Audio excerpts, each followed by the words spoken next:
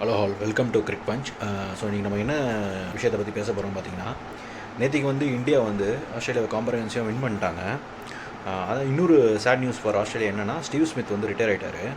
Steve Smith பார்த்தீங்கன்னா 2010 debut, அவர் வந்து ஒரு லெக் ஸ்பின்னராக வந்து டெபு ஆகிருக்காரு.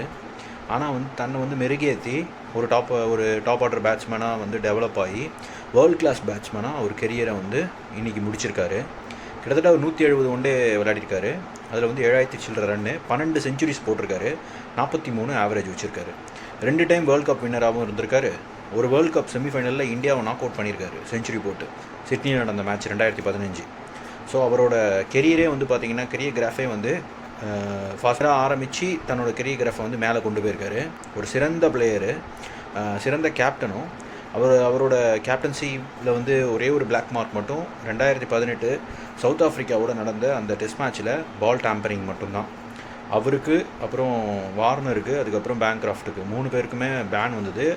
வார்னருக்கும் ஸ்மித்துக்கும் 1 வருஷம், பேங்க்ராஃப்ட்டுக்கு லைஃப் பேன் கொடுத்துருந்தாங்க ஆஸ்திரேலியன் போர்டு, ஐசிசி 2 பேருமே சேர்ந்து. ஸோ அவர் வந்து ஒன் ஆஃப் த பெஸ்ட் பிளேயர்னே சொல்லலாம். அவர் இன்றைக்கி ரிட்டையர் ஆகிருக்காரு. T20 ஆடுவேன்னு சொல்லியிருக்காரு 2028 வரைக்கும். எதனாலனா 2028 ஒலிம்பிக்ஸில் வந்து T20 கேம் வந்து இன்க்ளூட் பண்ணுறதா சொல்லியிருக்காங்க ஒலிம்பிக் கமிட்டி. ஸோ அதில் அவர் பார்ட்டிசிபேட் பண்ணுன்றதுக்காக T28 வரைக்கும் ஆடுவேன்னு சொல்லியிருக்காரு. டெஸ்ட்டில் ஆஸ் யூஷுவல் கண்டினியூ பண்ணுவார். All the best for Steve Smith for other 2 format and we are missing him in ODI. That's it guys. Thanks. Bye. Keep supporting me. Thanks.